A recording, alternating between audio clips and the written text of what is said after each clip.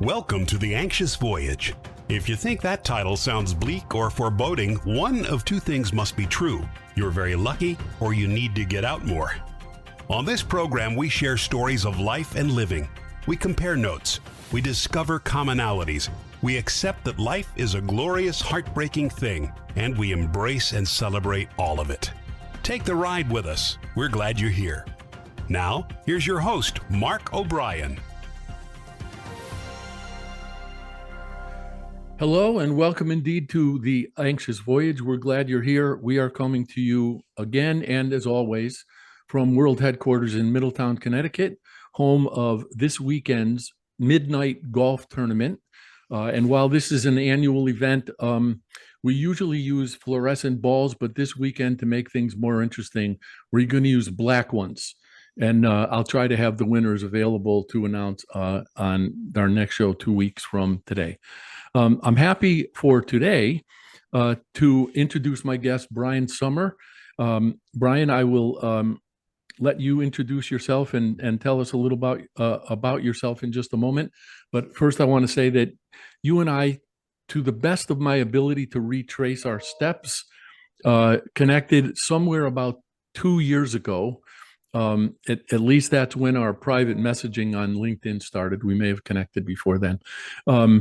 And so I will get into this a little bit, but what's always fascinated me about you and our exchanges are your varying perspectives on things. So please go ahead and tell us a little about yourself.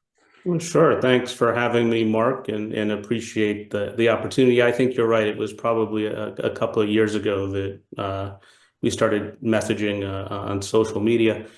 But yeah, I'm originally from the Northeast, not too far from where you are, in the same state, just a little southwest of you, closer to the city. But grew up, went to school there, high school, grew up skiing in the Northeast, have always been involved in athletics and a whole host of other endeavors. And then I moved to South Florida in the 90s and came to school and kind of never left. Lived in the mid-Atlantic, DC area a couple of times as I was a history and political science major. So that was always semi-attractive to me. But I figured that other career paths were probably a little more advantageous to me. So I didn't stay in politics, have always followed it, studied it, love history, but I've lived in Florida now longer than I lived in Connecticut, actually, ironically. And I love it down here. It's, beautiful weather, and people are nice, and it's easy to get around, and can play golf, all year round. And once in a while we get a storm or two, but beyond that, it's quite nice. But I've been in corporate business for 30 some odd years, started in Connecticut, but have continued that. And then I took kind of a slight detour. I was in higher education for about 12 or 13 years. And then left maybe about 5 or 6 years ago from that, went back full time into industry, but I've picked up a secondary gig, if you will, kind of teaching high school business locally down here. But it's nice to stay involved with students and kids, makes you feel young and stay young and stay plugged into some education. But it's always been business, and there's been some sports and coaching along the way, but pretty straightforward. I've been in international business for quite a long time, and don't see myself leaving that anytime soon. I may have either overlooked or forgotten the fact that you were a Connecticut native. Whereabouts in the state? New Canaan, Connecticut. Okay. So not too far, but it's kind of, as you know, down in Fairfield County. Yeah. Unless my memory fails me utterly, I think David Letterman either lived or still does live there. Yeah, he did, as does Mike Lupica, and as did several other, prominent individuals. Yeah, Letterman lived there, and I know he had a lot of problems with a fan for quite a while who had some, mental health issues, and I know he was very generous with her and did stuff. But I think he subsequently left the town. But yeah, he had lived up that way, obviously commuting into the city. Interesting. I did know about the stalker. I did know that person had some mental health problems. I did not know that Letterman was involved in helping that person. I'm happy to hear that. Yeah, she apparently was found. I mean, this was when I was growing up, obviously in the 90s and stuff, maybe even before. She was found, or he had found her in his house numerous times, and was very Hmm. lenient in terms of knowing that she had needed help and so forth. I just remember stories like that, and of course, Lupica, the writer and sports, caster, also lived in town, and Brian Cashman from the New York Yankees lives, I think, in Darien, Connecticut. Okay. He's been there for quite a while, so it's an interesting area. Brian Williams and several other prominent New York centric Hmm. entertainers live there or in that area. This is not at all what we're here to talk about, but it just occurred to me. I'm fascinated.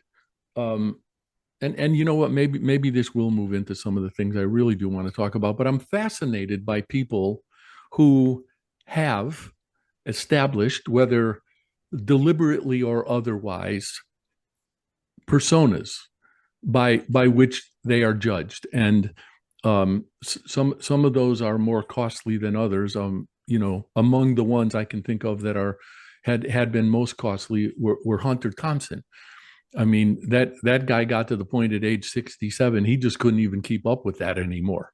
And Hmm. so, he decided to end his life. But it always struck me as unfortunate that David Letterman, because of the persona that he, I guess, deliberately created, I don't know, on television, um, is largely dismissed as this kind of smug, self-centered guy.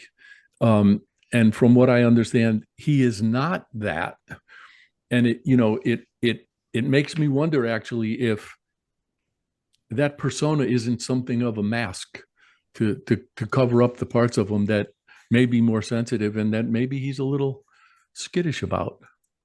Yeah, I never had the opportunity to meet him, so I couldn't speak directly to him with any kind of authority. But I did meet individuals like Craig Ferguson and other comedians and people similar to him.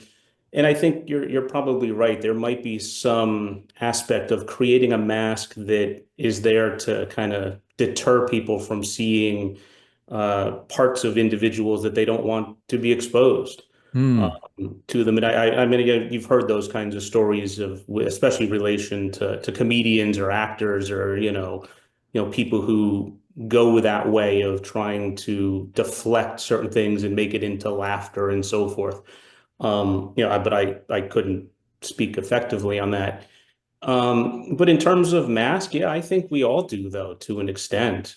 Yeah. Um, we, and we've talked about this, I know, in other contexts, and I know I've mentioned this to, you know, classes and other people that there's an aspect of this word authenticity that we throw around. Um, being authentic and my authentic self or whatever you want to characterize it. And one of the components that kind of troubles me with that is that we're all inauthentic in some form or fashion because we're not the same in every endeavor, in every situation. Being on a radio show, you're going to act a certain way, say certain things that you wouldn't necessarily say with your friends at a bar or watching a football game or even around your kids or you've all heard, don't put your feet on the table in a classroom, yet you do that when you get home kind of thing. So Mhm. I think there's an aspect of, yeah, we certainly put on a mask in the workplace.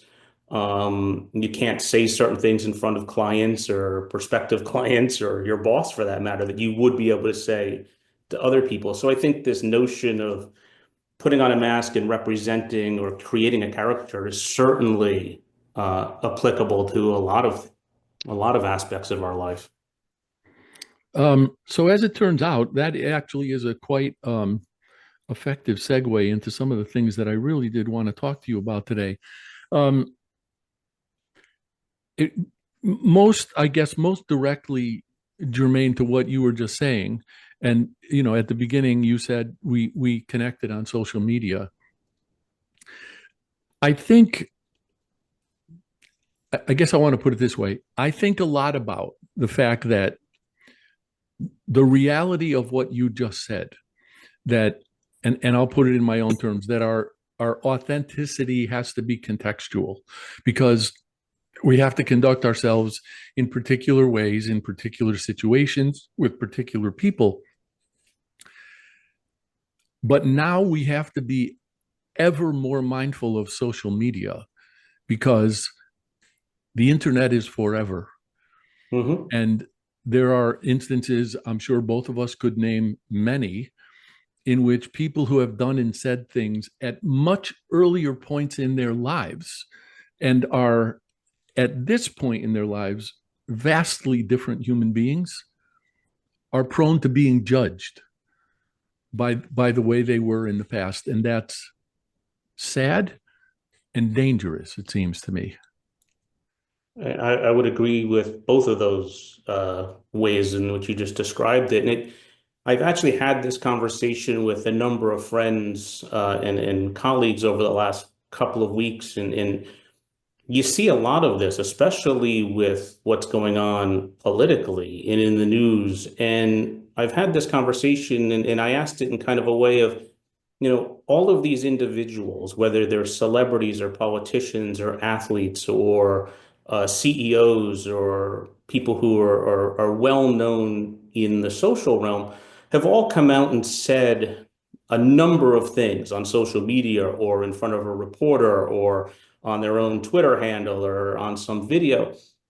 And it struck me as, why would they go about saying something that was either divisive or could potentially be damaging to himself or herself or others, knowing that it's being broadcast around the world? And that struck me as odd. And the only thing that kind of came to mind is a little like, we grew up with that old phrase, sticks and stones may break my bones, but names will never hurt me. And it's almost, it runs parallel for me, at least, that names don't matter anymore to people. We're going to say whatever we want, and we're going to offend whoever we want, and so be it, but we're just going to move on, but we're going to face some kind of outrage. It's a very strange existence, because there's a lot of stuff on social media or the news that I certainly wouldn't be posting. I don't want my name associated with that. There's no reason to say some of the things. And maybe it's simply just to get attention. Maybe it's to, push an agenda. I don't know. But to your point, yeah, it's sad. And even old things that were brought up, 10, 20, 30 years ago, is used against someone, which is unfortunate.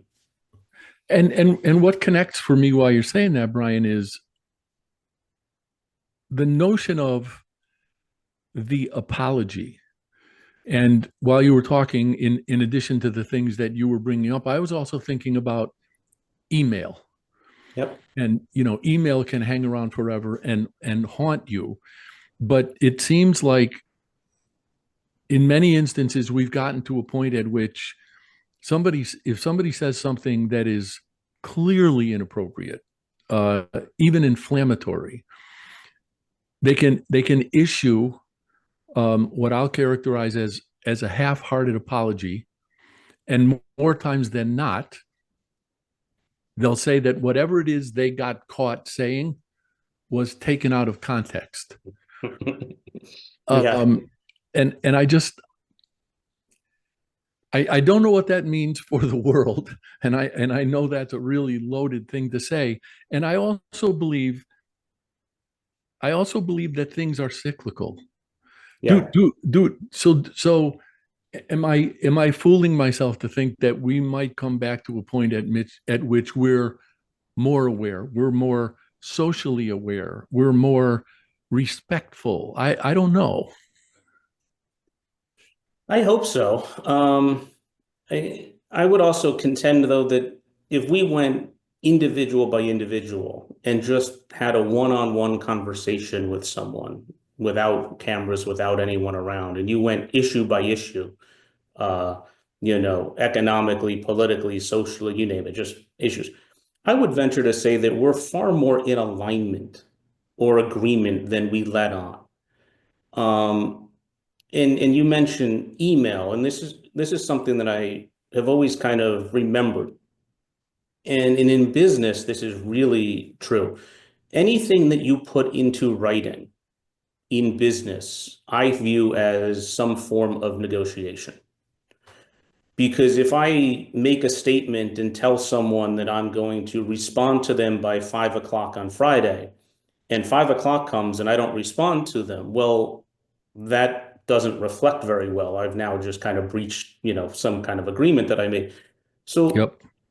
I try to express, or at least I did when I was teaching higher ed and even, teaching in the high school. But I pay a lot of attention to this before I send out emails to people, is that one, that it's spell checked properly and that I've read over it 2 or 3 times. I'm not going to rely on Microsoft or anything to fix the grammar for me.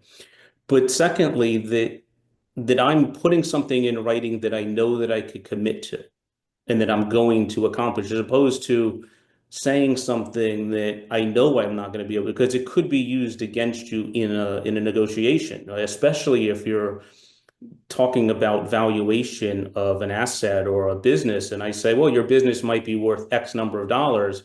And I've now thrown that out, or I give a range to you, Mark. Let's just say I say your business is worth between 5 million and 10 million.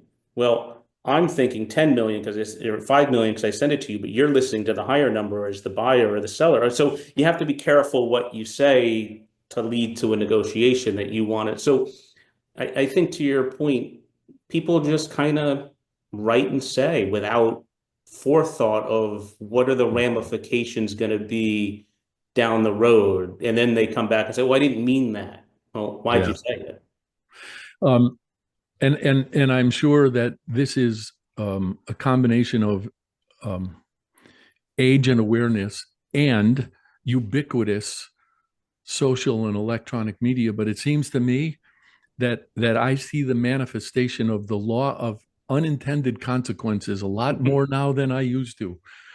And related to, I'm going to say, time, having had the privilege to hang around on the planet long enough, I start to become aware that things may have been predictable. And I'll give you one example. I jotted the note while you were talking. When I was working at a major, I'll just say a major insurance and financial services corporation, 37 years ago, we all had to watch a video called Taming the Paper Tiger. And the whole idea was that we were supposed to monitor and periodically purge our paper files because the company didn't want to run the risk of any liability, which, I mean, at the time that struck me as somewhere on a scale between dicey and creepy. Because given the nature of the business, I'm sure that the company's predominant interest was trying to avoid or deny claims. Sure. But in hindsight, and given the fact that I'm still around, that's the risk in that is multiplied by electronic media. And, I guess we could consider email to be part of that. Sure. And wow, I mean, and almost anything could come back to haunt you if you're not aware. Yeah, I mean, even stuff that we rely on, like saving things to a cloud server, whether it be Google or Apple or OneDrive or you name it. Where does that stuff actually get stored? Where's all that information? Is it easily accessible? Are you really, protected from privacy law on it? Is it really yours? I mean, we have laws around that, but yeah, it's, the idea of plausible deniability seems to no longer be possible The world was much different when you could open up a shredder and say, oops, I no longer have that document, because that was the only one of its kind. Here's, I guess we can characterize this as a trivia question. Do you remember the first time you heard the phrase plausible deniability? I do. The first time, well, in society, probably in relation to the Kennedy assassination. Ooh. But probably, like, in my own recollection, it's probably something I remember from some like X-Files episode from like 1993 or 4, you know, that they had some wild conspiracy that they were talking about. I have to admit, I don't remember who said it, but I do clearly remember that the first time I heard the phrase was during the Iran-Contra hearings. And somebody was Ollie saying, North. you know what? I don't actually think he's the one who said it. I clearly remember him, Yep. but I'm not as clear on some of the other players who were involved in that. We're gonna head into our first break in just a minute. Okay. And when we come back to the next segment, I want to talk about the fact that one of my reasons for connecting with you in the first place was the fact that you had very different perspectives on things. And I don't know that you do this anymore. I haven't seen them in quite a while. Maybe I just missed them. But you used to post fairly regularly on LinkedIn about, I don't know, any issue you could probably think of, and then say, there's another way. Yes. And that, as I recall, that's how some of our initial communication was initiated. I think you're right. Yes. Okay, so let's just pause for the first break, and we will be back in just a moment. Everybody has a story.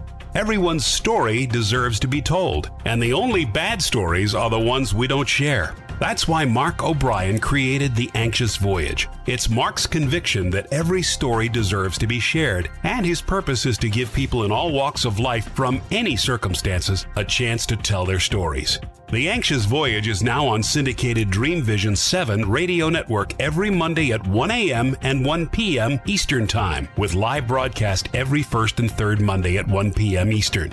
Please tune in, please join Mark, and please share your stories.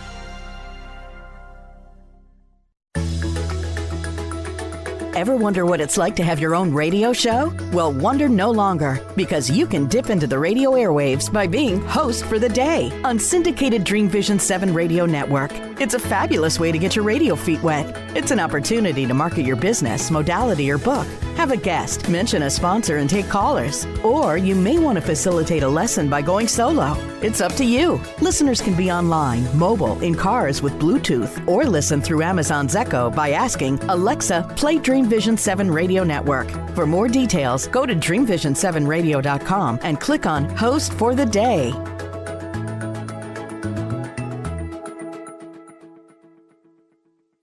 You can't establish your brand's authority without a voice. That's why, since 2004, O'Brien Communications Group, OCG, has been helping companies establish their authority, find their brands, distinct voices, and position their brands effectively and persuasively. So effectively that 9 of OCG's clients have been acquired by other companies. OCG's business model emphasizes efficiency and results, not hourly billing, markups, and media commissions. That ensures OCG's advice is unbiased and its clients aren't at financial risk. If you're ready to find your voice and use it to tell your story, OCG is ready to help.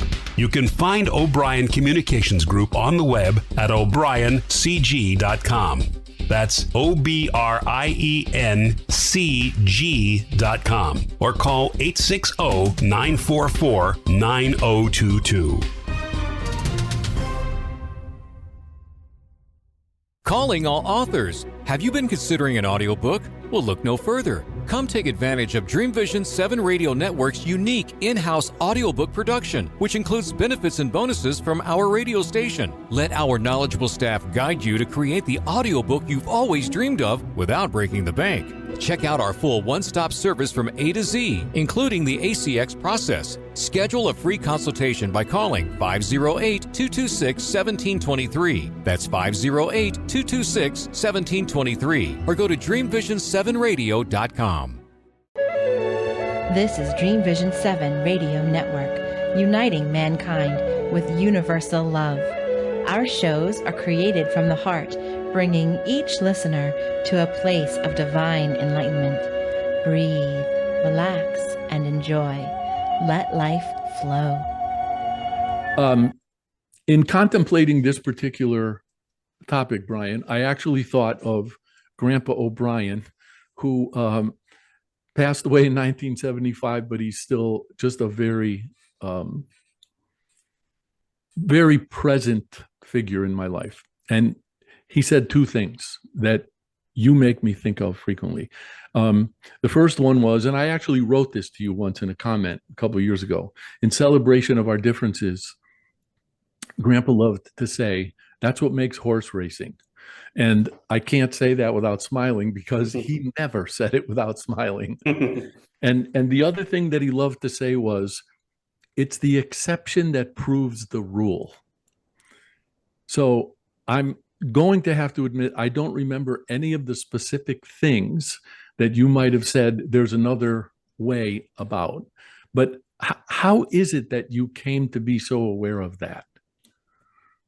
It arrived really distinctly. I mean, I remember growing up and kind of having a bit of a different kind of mentality with stuff. And I remember there was an experience when I grew up skiing, and I was learned how to ski probably about a year and a half old, but I used to race and compete freestyle skiing and so forth. And we used to go out on the trails and just ski. And I remember a whole group of us would go down with the coaches and instructors, and they'd be making big giant slalom turns down the trail. And I remember I'd make, just slalom turns, or I would do the opposite. And it was just always something I kind of did. I didn't always kind of zig when everyone else zagged, but it really came to kind of a head and so forth when I did work with a couple of individuals out in California in coaching and teaching golf.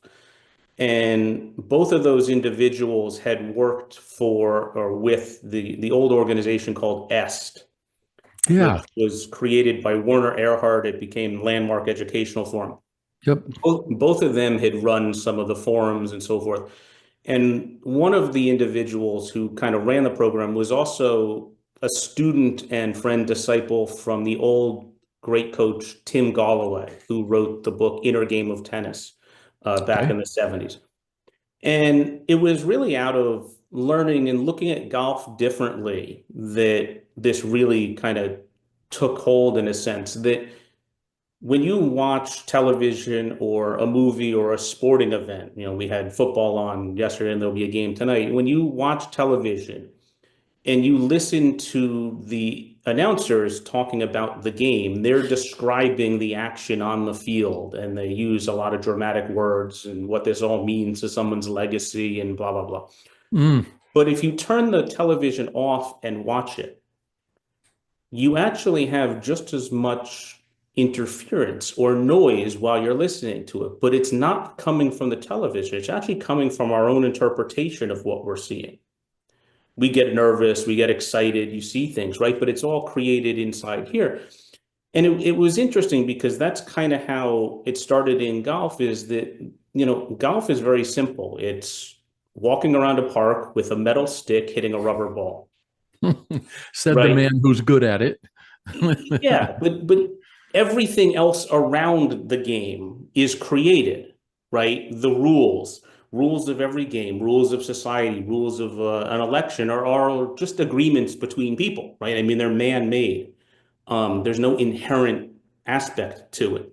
So that's really where it kind of started, of learning this. This goes back now probably 20 some odd years. And I've taken that and explored a lot of it, studied a lot of it, seen it in practice in sports, in the classroom. It's really interesting to watch. It's interesting to watch in business, but even in society, you see the manifestation of a narrative or a story, some kind of propaganda that's been out there that this is the way the world works. Well, maybe it doesn't. Maybe it works differently. Maybe that's your interpretation of the world. And that's where it's kind of been an interesting kind of endeavor, if you will. One of the things I wrote down before the show, and I don't know if the term mechanics is properly applied here, but you have said something along the lines of the golf swing is not about mechanics. Yes. Could you explain that? And I should hasten to point out, I'm absolutely intrigued by this whole idea because I have never, ever been able to hit a golf ball straight. So, yeah, the notion that golf isn't physical from the perspective that we think there's, physical movement. Like, yeah, you move, but I don't know how I move. Right. So like me and you are having a conversation, but I don't know how I move my mouth. I don't know how my vocal cords move in a particular way to form a sound. Right. I know I can do it, but I don't know physically how I do it. And in golf, it's the same thing. Like I couldn't tell you how I swing a golf club. I just know that I can experience my body move as a swing. And we get caught up in teaching people how to do things via mechanics, swing keys, thoughts, theories, ideas, instructions. But the instruction isn't what makes the difference. It's the impression of the experience that actually does, right? So if I talk to you now and you gave me a thumbs up, you would know how to make a thumbs up, and then you would know how to move your finger left and right as a thumbs up. That's how the people who play it for a living experience a golf swing. But the most of us don't experience it in that way. It's not as simple as I can just move my arm this way and that. I can do this, great. But I'm not giving myself an actual instruction of how to do that. Like, if that makes sense. It does make sense. And it makes me wonder about two things. One, how do people who purport to be golf instructors make a living? And I'm not dismissing anything at all you said. And the second thing is actually a person who comes to mind. I understand that Bubba Watson has never had a lesson. Correct. So Bubba Watson seems to prove your point. And how do all the people who purport to be golf instructors remain credible? They get paid based on the amount of knowledge or information that they know. And people think that by going to a golf lesson and they remember and learn and get exposed to more information, the better they're going to be. I would contend that the less information you have in terms of how to physically swing, like a theory or an instruction manual and so forth, the better off you would be. Now, that's not to say that you don't want to understand. I mean, I know a lot about the golf swing. It's interesting. It doesn't help me when I'm hitting a golf ball, though. It's a little like sports psychologists who say positive thoughts, think positive thoughts, have gratitude, and so forth. Okay, great. If I'm not mistaken, that's just all more thoughts. So, we want to, and this is kind of the ironic nature of golf, but it's a lot of things in the world, is we go to a driving range and we hit golf balls and we're working on our swing. We're trying to remember, think, memorize certain feelings or certain instructions. And then we go out to play golf after we've spent 45 minutes or an hour on the range thinking about a swing. And then we try to go to the golf course and say, I want to play without thoughts. After we've just built up an entire hour of distrust. So I think what you're kind of asking, and the real crux of this is, We're really good at practicing distrust. We're really bad at just allowing ourselves to trust. See, the notion of practice, anything, means that you distrust what you already have. Because if you trusted it, you wouldn't practice it.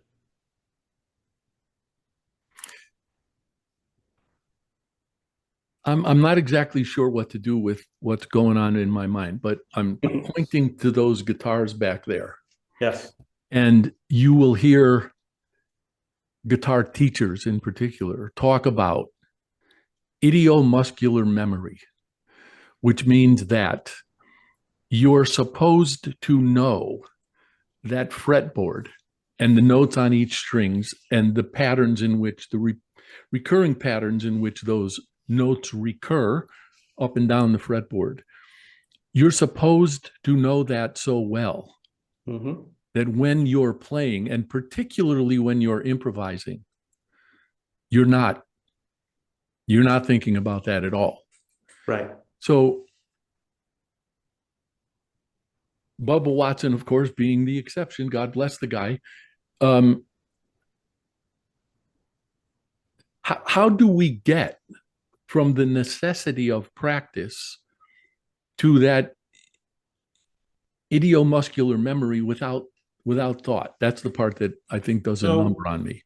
Yeah, so it's developmental. Okay, all of this is developmental. This isn't, I wake up one day, walk out to the golf course, and I can magically hit a golf ball. Okay, that's not.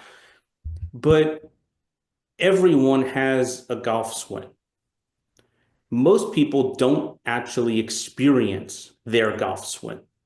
They stand over a golf ball, they make a swing, they either make contact or don't make contact, the ball flies wherever it flies, and then they make up a story about what they did. I picked my head up, I swung too fast, I came over the top, you name it. That story then becomes the narrative from which they proceed. But they actually didn't have an experience of what occurred during the 1.5 or 2 seconds of a golf swing. So one way to start would be to start really slow. What's it like to swing a golf club in slow motion? Actually experience the weight of a golf head and a golf club. What does it feel like to move your arms back and forth?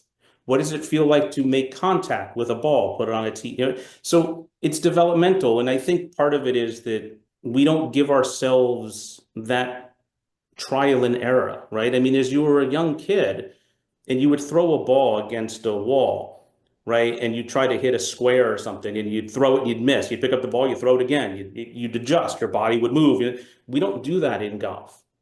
See, we're searching for this like magical elixir that's going to say, oh, wow, I got it. But I would contend that, and if you go up and down driving ranges all across the country, Top Golf, everywhere on the world, most people sit on a driving range, they hit golf balls, and they hope that they hit it straight. And if you ever notice, they hit it really well, and all of a sudden they're looking at it for a long time, and they're really happy. If they mishit it, they drag one over real quick, and they move on. But suppose the purpose of practice wasn't to hit the golf ball well. What if the purpose of practice was to experience something that could make a difference in your development tomorrow? So that's how I've kind of approached learning. I approach in teaching. You look at things in business and so forth. I mean, golf is a great vehicle for that, in my opinion. So I think I'm starting to get it. And I see and have experienced people, guitar teachers, say, and I think this is similar to what you're saying. Well, first of all, I hear people even as accomplished as I saw Pat Metheny saying this the other day. He said, I don't practice things I can do. He said, I practice the things that I can't do or that I want to do. And many of them say, if you are trying to master something difficult, to your point about the golf swing, get a metronome, set it really slowly, and play that thing that you're trying to master. And then when you get to the point at some particular setting on the metronome at which you can do it, I don't know if I should say perfectly, but to your satisfaction, then up the tempo a little bit. Yes. And do it until you can do it. Is that along the same lines of what you're saying? Yes. Yeah. There is a speed and a duration or length of a golf swing that you can experience. And this gets outside of golf too, because there's what's known as blind spots.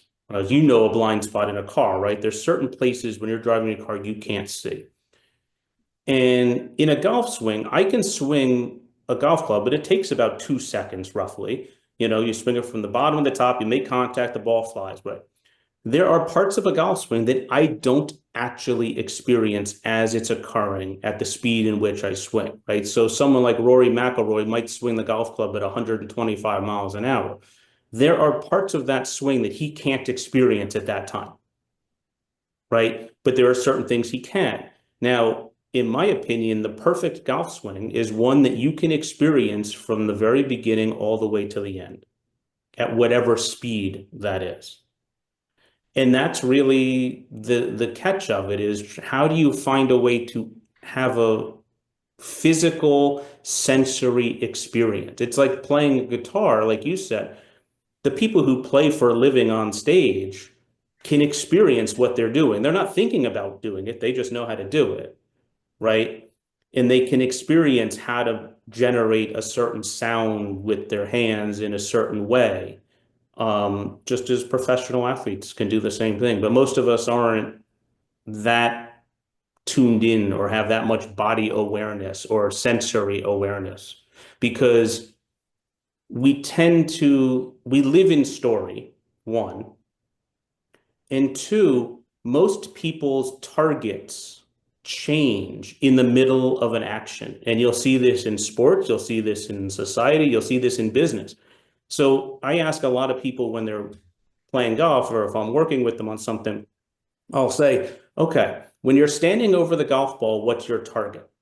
And they'll say the flag or somewhere down where they're trying to hit it. I said, okay. I said, when you swing to the top of your golf swing and you pause, swing to the top and stop, what's your target? 9 out of 10 say the golf ball is my target. And they don't even recognize that it's gone from the flag stick or the fairway to the golf ball.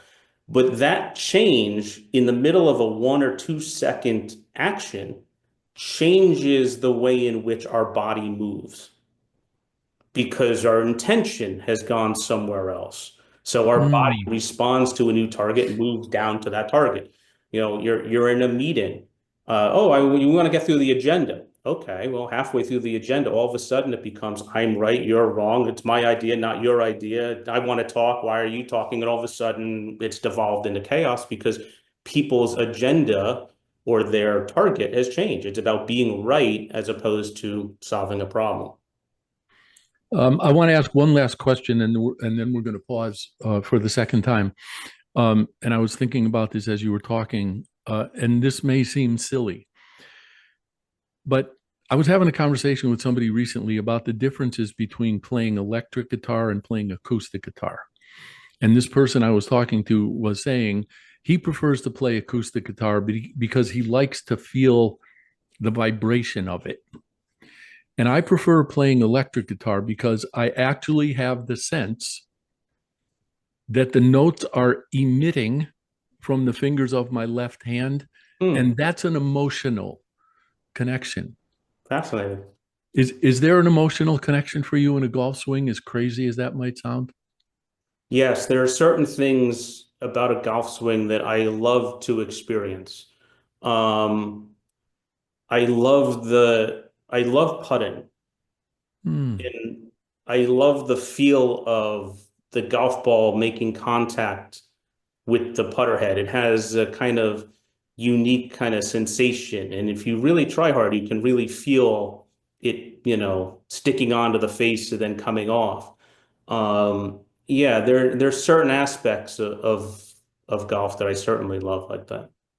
Yeah, and I'm going to liken that to the actual vibration that you feel in the string through your fingers. Yes. Okay, we're going to pause here for the second and final time during the program. And when we come back in the next segment, I would like to talk to you a little bit about education and teaching.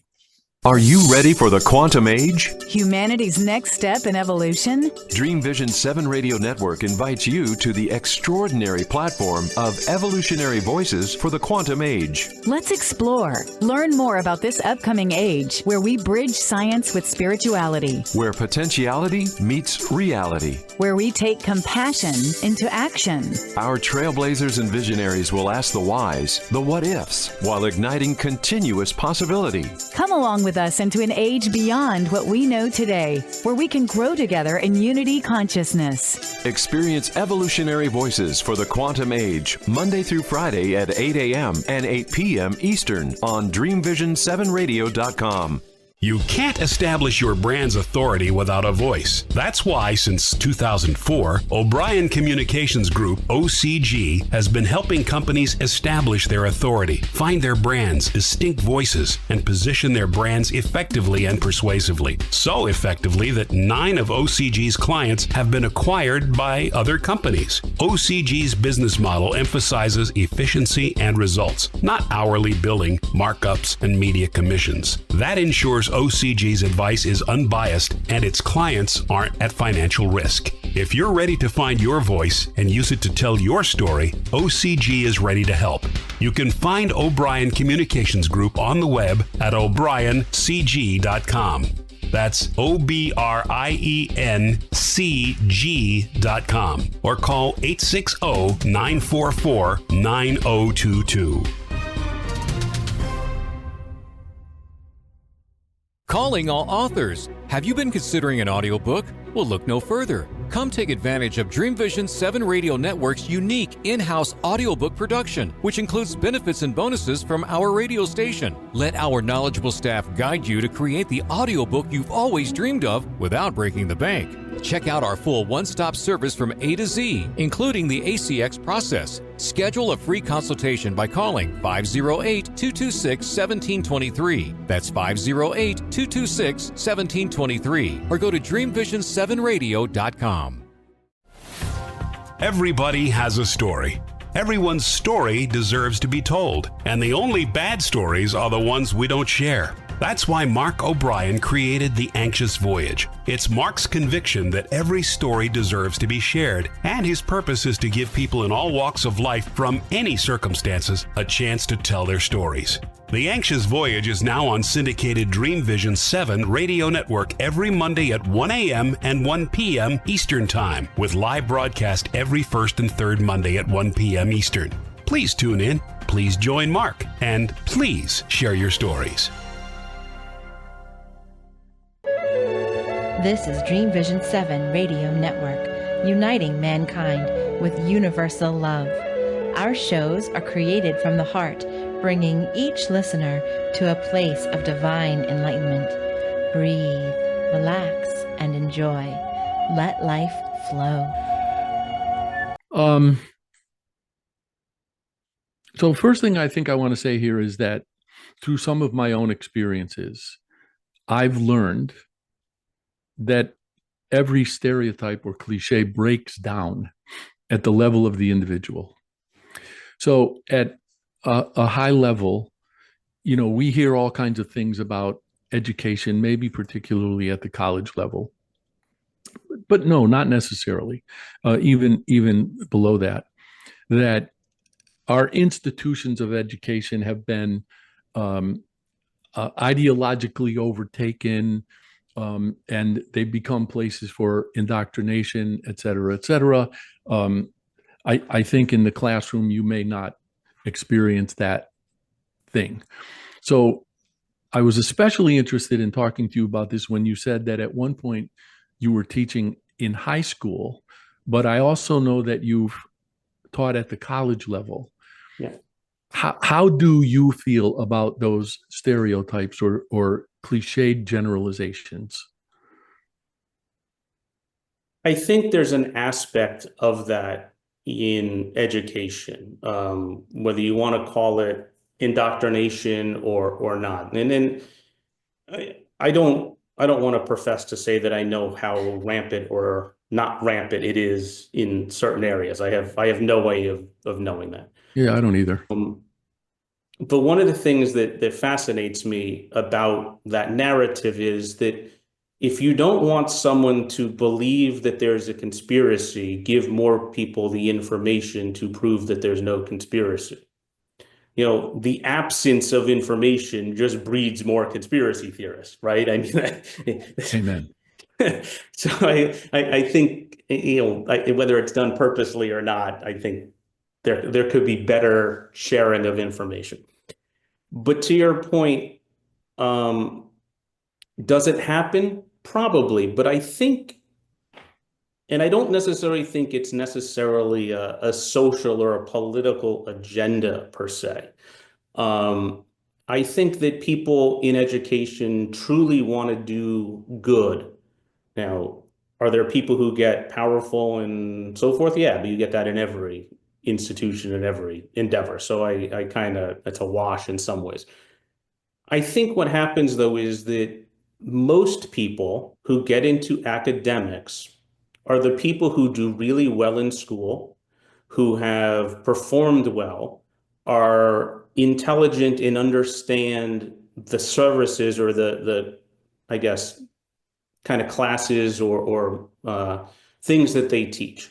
In other words, they're smart and they want everyone else to know how smart they are. They like to tell people that. They like to give people the answers. They want to be the ones that they come to. And I think that ends up doing more of a disservice because many, many teachers I knew in higher education, I know some in other endeavors, they were much more comfortable lecturing and talking about what they knew or, discussing theory. They didn't like to be challenged, or they didn't like to be seen as giving an answer of, I don't know what the answer is, because there's kind of a mental or social construct of that there's a person standing in front of a room, they're supposed to know the answers, right? And you give the information to a group of students and people sitting in front of them who theoretically don't know the answer, and then it's their job to parrot it back. And I look at it a little like a golf instructor. The golf instructor is the person who's supposed to know all the answers of how to swing a golf club. The problem is that golf instructor isn't inside the person's body who's swinging it. So it's kind of this disjointed, here's the instruction, go do it, but they don't have the impression of actually doing it. And that's why when you go to like a golf lesson and you do really well, like a couple of hours after or day after, you still remember it's still there. And you ever notice that over time, that impression starts to wane and go away. And all of a sudden, they're like, oh, that swing tip didn't work, so we're off to the next one. It's because you haven't linked the actual experience to or sensation. And I think we do the same thing in education. It's about memorization of information without actually having an experience of what is it that we're actually doing here? What's the purpose of this thing? One of the most stark examples I can think of to illustrate the point you just made is my younger son told me that he went to take golf lessons somewhere. And the instructor gave him a club and told him to swing. I don't remember if there was a ball involved or not. But my son swung the club, and the instructor said to him, "Are you sure you want to do this?" And so my son stopped going.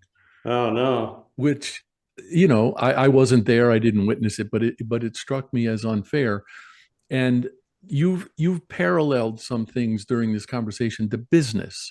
Yeah. And I would parallel what you just described to many situations I've seen, especially when I was in my corporate life, in which people, for example, were really, really good at sales, were moved up into management positions. Yes. Why? And they didn't excel in those positions. I don't get that.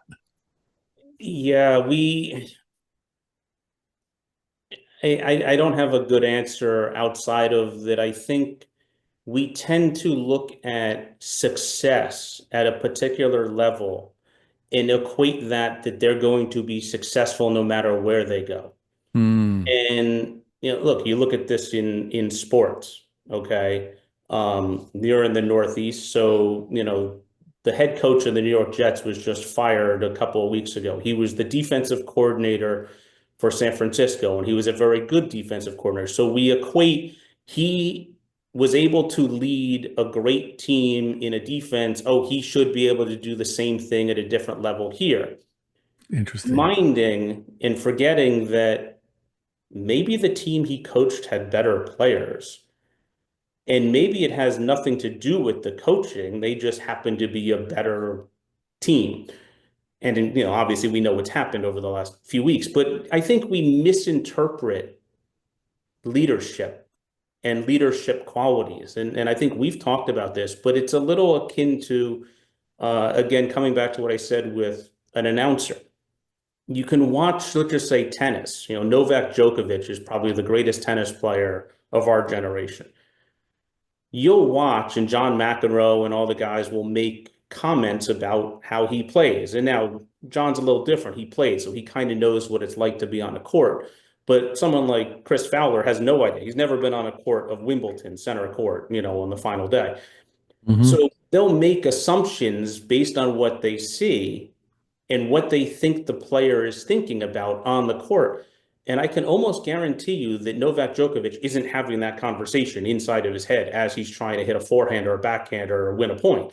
Like, we misinterpret what we're seeing versus what's actually occurring. And that's where we start to get ourselves in trouble. We make these assumptions, and that leads to the inaccuracy perhaps of, putting someone up the chain of command that just because they look like they've succeeded doesn't mean that's the reason. Two things just came to mind when you were saying that. One, both of my sons are basketball coaches, and my older son Sean much prefers college basketball. Mm-hmm. And he said to me once, if you really want to understand why NBA basketball is inferior, watch it with the sound off. And he was exactly right.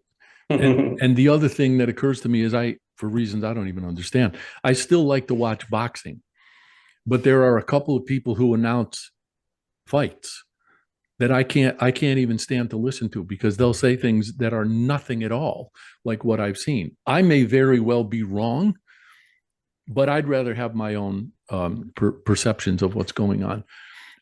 We're actually coming to the end of our allotted time here.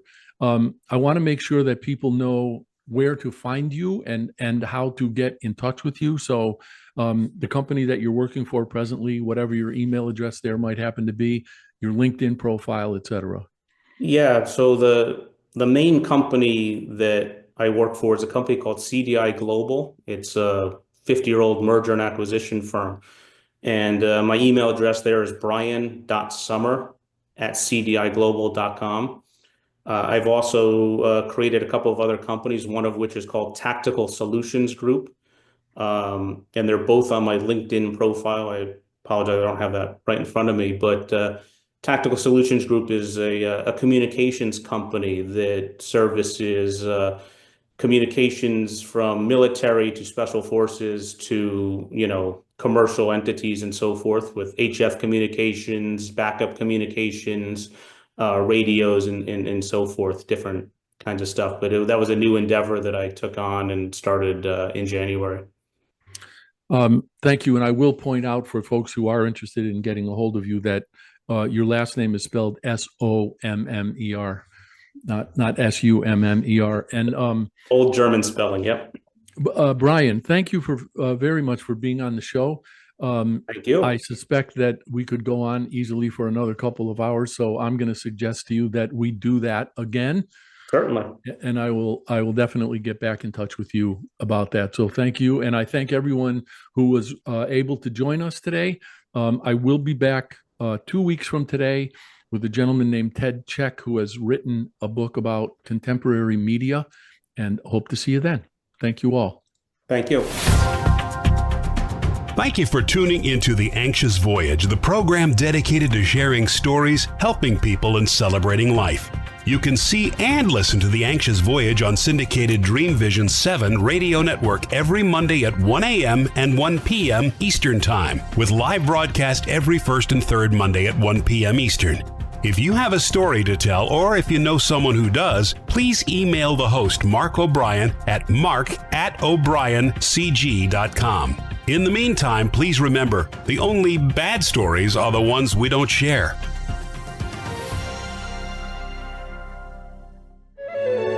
This is Dream Vision 7 Radio Network, uniting mankind with universal love. Our shows are created from the heart, bringing each listener to a place of divine enlightenment. Breathe, relax, and enjoy. Let life flow.